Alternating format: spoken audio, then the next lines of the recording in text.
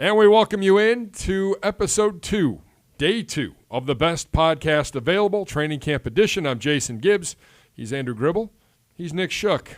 Sunscreen's working. All is well. Gribble's wearing a hat. He's got his protection.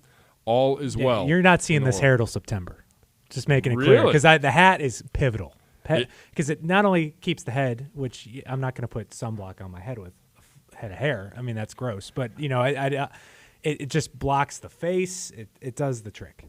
Fair. It's an excuse to wear a hat for a month in the office. I'm fine with it. I don't have a Browns bucket hat, but I have a bucket hat that was sent to me by a buddy from Afghanistan.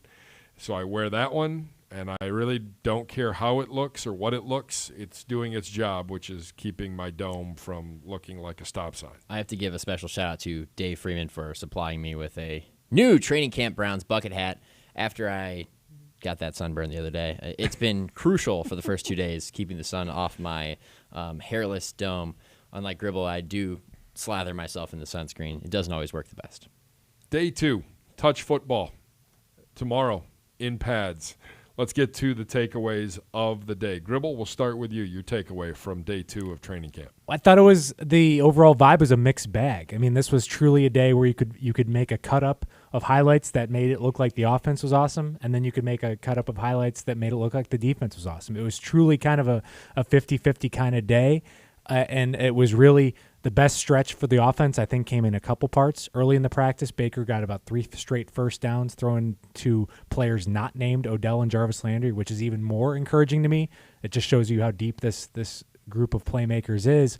And then later in the practice, in 7-on-7s, 4 straight touchdowns. That's good. I mean, 7-on-7s are geared to give the offense an advantage, but he was making tough throws during that period, not taking easy things in the flat. He was testing himself, and they were on the money, and great catches by David Njoku and some others. You know, I would even add a third positive period for them, or at least part of a period, which is when they did a red zone drill late in the team portion of practice, where I thought the offense did a good job of executing multiple touchdown passes to David Njoku, that kind of thing. They were finding different ways to get the ball in the end zone against a defense that had played very well for most of the day. So yeah, he's right. I mean, there was some moments that were good for both sides, but I think if you had to go in the bigger picture, you say that the defense probably has won so far, but it's not. You know, there's not a big gap between the two, and you can tell there's talent everywhere. Well, I think that's the real surprising thing is normally the defense has a pretty sizable lead at this point in camp because offense, you know, they're still trying to figure out the offensive game plan, or somehow the offense is way ahead because they know where they're going on their routes and the defense hasn't figured it out yet. It's usually one or the other. You said it. It's interesting that it's almost even. And Gribble, you hit on it. You could make cut-ups. There were points where the defense just dominated in 11-on-11. There were points where the offense just took over, though, and especially at the end when Freddie brought the first team back out for the final play of practice. Yeah, offense won that one, and I think I saw Myles Garrett was not happy about it. I thought for a second he was hurt, but he was just mad. You know, so we saw him react in that way. But you know, it's just interesting. The one big difference, and this is where you feel like this defense is maybe ready to take the next step, is we're seeing balls batted at the line of scrimmage. And that is something you hadn't seen very often around here, and it's also something you don't see from Baker Mayfield very often. I mean, I know people wanted to point at his height when he came out and worried about getting balls batted down the line of scrimmage. The stats show it's actually the opposite. Some of the tallest quarterbacks in the league have issues with getting balls batted at the line of scrimmage, and that's not something he does, and he was getting frustrated about it today. And I think that it's just showing what these defensive linemen know how to do, especially in a period where they can't get sacks, quote unquote, that they know are true sacks. They can disrupt the plays in other ways. Yeah, it was so frustrating that at one point Baker kind of just said out loud, you know, can we get a pass beyond the defensive line? You know, maybe those weren't the exact words, but you know, he was a little annoyed by it, and I can understand because every time you go to try to connect with a receiver, you can't even get the ball, you know, more than 2 yards in front of you. It's a bit of an issue, but you know, Coach Freddie Kitchens said today as well, that's probably going to go down a little bit once they put the pads on because as an offensive lineman, there's really only one way to get a defensive lineman's hands down, and it's to go toward more of his vulnerable areas and make him naturally react and bring him down. And you can't do that until the pads are on. So maybe that'll go away a little bit in the next few days. Yeah, no, it's just been a good mix, and I've liked what we've seen from the practice field so far. And it's just like we said yesterday, a crisp. I think J.C. Treader called it a crisp practice. It's got some flow to it, and it gives you entertainment almost in each segment. Basically, every 30 minutes, something good is going on.